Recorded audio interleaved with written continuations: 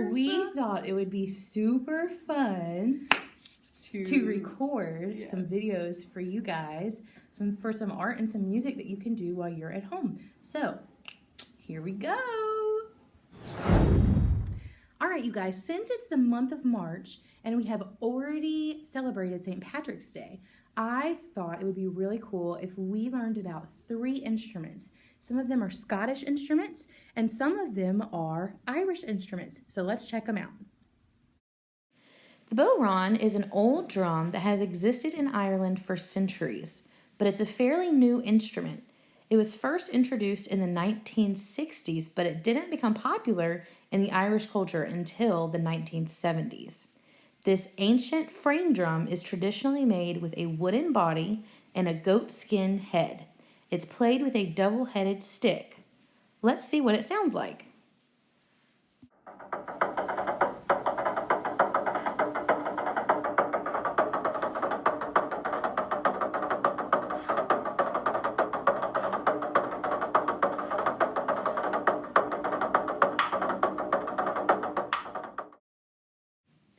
The next instrument we're going to take a look at is the Irish fiddle, also known as the violin.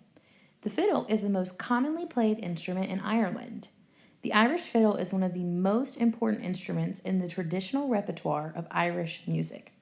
The fiddle itself is identical to the violin, but is played very differently. The fiddle is made out of wood and it has 4 strings. Let's take a listen.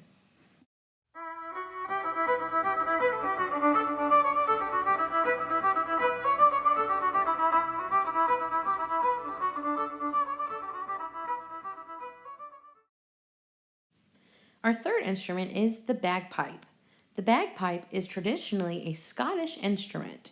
The instrument consists of a bag to hold air, multiple pipes or drones, as well as a recorder-like pipe that the player uses to change the pitch.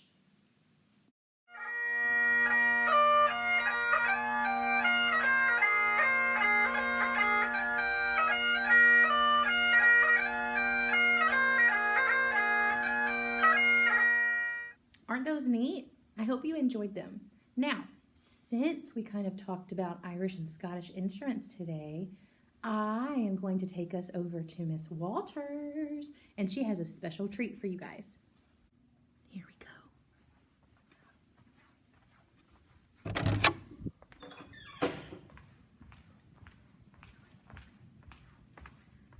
Hello, Miss Walters. Hi boys and girls, it's Miss Walters, and it's my understanding that Miss Livingston is teaching you a little bit about Irish and Scottish instruments. So today, in honor of St. Patrick's Day, which we celebrated last week, we are going to be drawing a leprechaun. Ooh. Yes. So I got this off of Art Kids Hub. I know that we've used this in our classroom before, and some of you enjoy it a lot. It's a great resource for you to use while we're away for all of your different drawings you might want to make, okay? So Miss Livingston is going to record me step by step drawing this leprechaun so you can draw it at home. All I have is a piece of paper and pencil, but if you have crayons and a Sharpie or anything like that, you can use those as well. Cool, let's get started. Okay. So we're going to start with our eyes of our leprechaun. We're going to do this about midway down our paper. I like to get my pencil ready. This is why we need to make sure we have one of these to work with.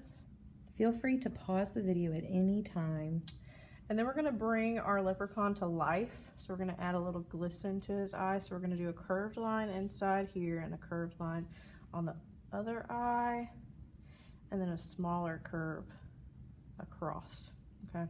Then we're just going to fill in this space, okay? Now we're going to add a nose, and our nose is going to be this short little oval button nose, okay? And our mouth, we're going to start with a sideways line, curve around, and then put another little curve inside to represent the tongue. And then we'll fill in this space. You want to fill in the space between the curve and the top line that you have here. Now we're going to create another curved line to frame our leprechaun's face. Okay, so a big curved line here for the face. Now, In the video on YouTube, they don't add little freckles and things like that. You can add those if you want. I have freckles, so I'm gonna add freckles to my leprechaun. So after this, we're gonna close off the top of our leprechaun's head with a semi-curved line. It's very, very slight.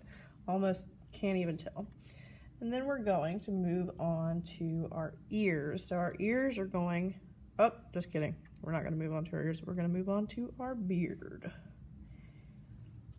Miss Livingston, do you know what type of line that this is that we're using for the beard? A lot of little curved lines? It's called a bumpy line. Oh, a bumpy line. And hopefully some of us at home were yelling the answer, because we all should know our different types of lines. So right now I'm doing our ears. So I'm going to take a little curved line out here on either side of our leprechaun's head, and I'm going to curve it back down, almost like little horns.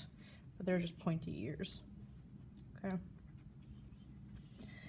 And now we're ready for our hat. So our hat is going to curve around the ears. So we're going to do the brim of the hat, the top part of the hat first, or the closest part of the hat to us. Curve around like this and connect. Now, if you noticed, I made my curved lines on either side first, and then I connected them with this line. You can do that too if it helps a little bit. Now I'm gonna do the curve at the top of our hat, and I'm gonna start that, I'm gonna line it up with the inside of the beard, or the outside of it, rather. Oh, and if you lose a little bit of lead, that's okay. All right, and we're gonna meet back in the middle, and that's our hat, okay? Then we're gonna add a little band around the top, and what is a leprechaun without his buckle? Okay, so all I did for the band was a straight line across, then added a rectangle in the middle of the band, and then added another rectangle in the middle of that rectangle. Okay, now we are going to move on to our leprechaun's body. So our body is going to be rectangular in shape, and we'll do two slightly, very, very slightly curved lines coming down on either side of our leprechaun's body. Close up those lines at the bottom. And then we're going to do two parallel lines. If you remember, parallel lines are lines that are beside one another, just like this. And then on the inside of our leprechaun's outfit, we're going to do a little belt with a buckle. Again, that's just two straight lines and then a square with a smaller square inside. And if you want to, you could also, instead of doing it two different squares, you could also do two parallel lines and then a square inside, whichever way you want to do this. Okay, now we're going to do the suit of our leprechaun. So the suit is just going to have some diagonal lines coming out, or zigzag. That's another word for those lines. Okay. And then we're going to do a square up at the chin and two curved lines. What do you think this represents? It's the bow tie, right? Okay. Now we're going to move on to the feet. I don't have a lot of room for the feet, so hopefully you started your drawing high enough that you have a little bit more room than I do. So what I'm going to do first is I'm going to do two lines, short lines parallel to one another, two short parallel lines on the other side, and then we're going to do a little curved foot right here and a curved foot on the other side. Okay, so you're just extending this line here on the inside and adding a curve on the outside of these other feet. Okay, then we're going to close up this foot right here with another straight line, little detail for the sock, and we want to put the sole of our shoe, the bottom of our shoe, on our leprechaun as well. This is where I'm running out of room a little bit, but I'm sure you will all have enough room. All right, and there goes our shoes. And then we're going to do our leprechaun's arms, and they're just kind of curved lines, like Mr. Doughboy arms, on either side of the body. Okay. Oh, that'll look a little funky. Then we'll do a curve to show his suit. Okay. Now, if you want to add a shamrock attached to his hat, like I have in my drawing, what you're going to do is you're going to create a plus sign. Okay. Then, from this symbol, we're going to do a heart. Turn our paper a little bit, add another heart. Ooh, that's cool. Turn our paper another little bit, add another heart. Turn our paper and add another heart. And then we'll connect that to our hat.